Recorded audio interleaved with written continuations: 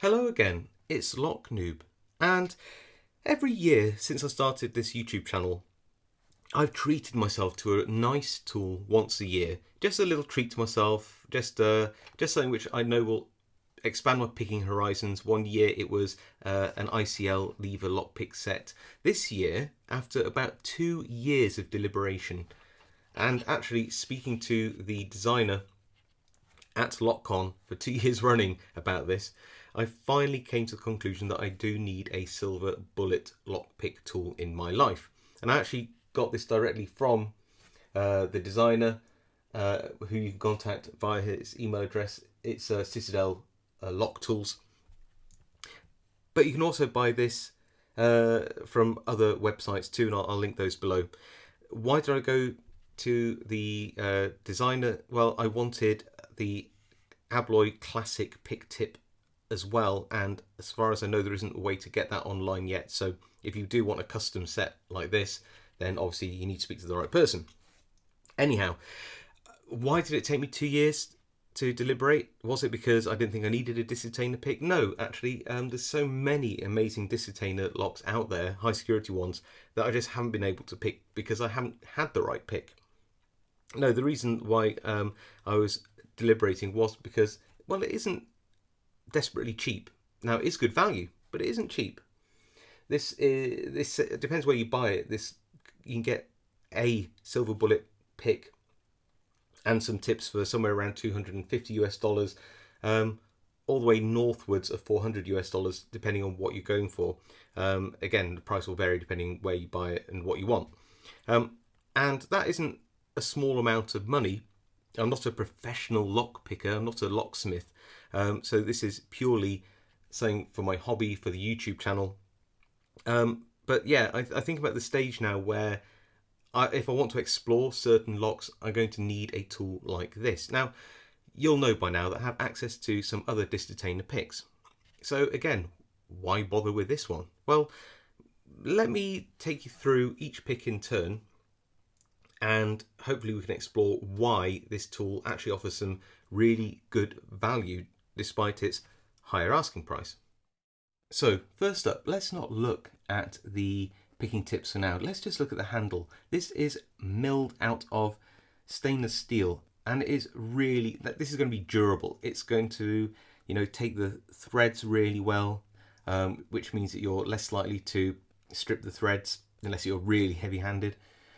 It's got a lovely weight to it. It's got that nice shine. You know it's not going to rust. It's just a lovely material. It makes a difference to aluminium and plastic for sure, but just really nice. I really like it. It's got nice knurling on both the handle and this end, which actually, well, it can be the pick or tension end depending on how this is configured, but we'll come on to that later. And I like the Citadel Lock Tools or Lockfall Towers logo on the top. Just really nice touches. But that's not all that this handle does. It doesn't just look nice. It's not just, functional in terms of being able to turn smoothly in your hand and not corrode. No. You'll notice you've actually got these notch markings here and here. And what these actually are ways, if you set this tool up correctly, to decode a Detainer lock and determine its bitting once you picked it. So you'll see here on this side you've got some, I think, 2mm markings, and I think this side is 1.6mm markings. I might be a bit wrong, but it's roughly that. And that signifies the most common depths of discs in Detainer locks. It's not one size fits all, but it's really nice to have that. But these markings will tell you how far you've rotated the disc, either forwards or backwards, so you can plot that out. Very useful if you want to plot out where false gates might be, because you know which one of these little notches corresponds to a true or false gate, so you can map those out. So when you think about it, just having both these vertical markings and the horizontal markings already opens this tool up to be a little bit more useful than tools which do not have those. Let's now look at this custom Abloy classic pick tip and tensioner. Now this was custom made for me by Citadel Lock Tools, and And you could say, but why? You know, it's not that common a lock. And I think it's just because the Abloy Classic is such an iconic lock. I just really wanted it. Is that so bad? I just really wanted an Abloy Classic tip. And can you just see how fine this is? This is tempered hardened steel here, and this is just amazing how fine this pick tip is. Let me show you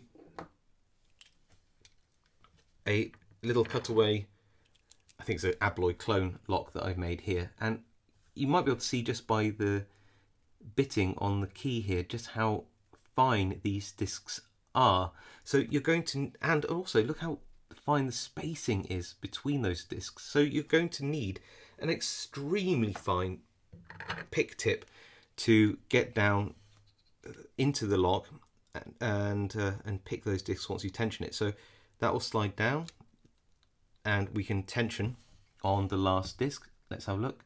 There you go.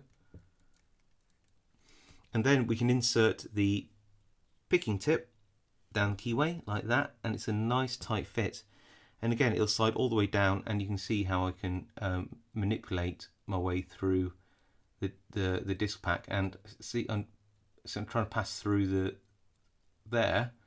I'm on that disc, and you can pass through the there.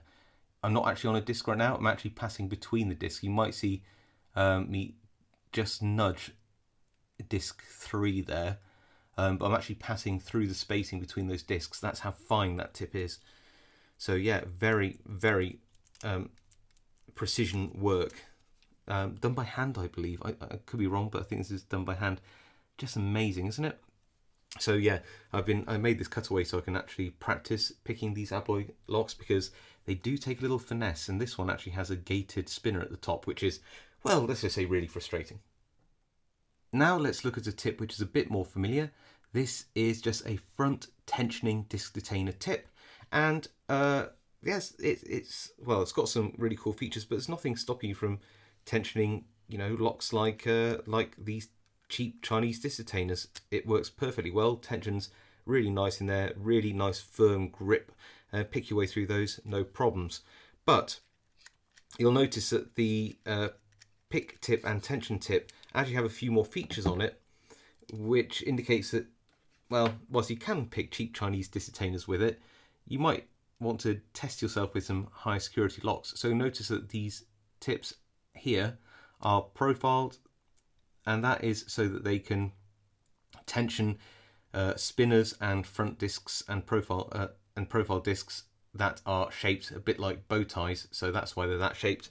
You'll also notice that the tension tip itself is very long, and that's because some of these high security disc detainer locks, of course, have very deep keyways. Just look how deep this keyway is. There we go. I'll just hit the first spinner, and taking into account that red button, that's how deep down I've had to go before I even hit the first spinner. I haven't even tensioned the lock yet. That's just how deep down that keyway goes.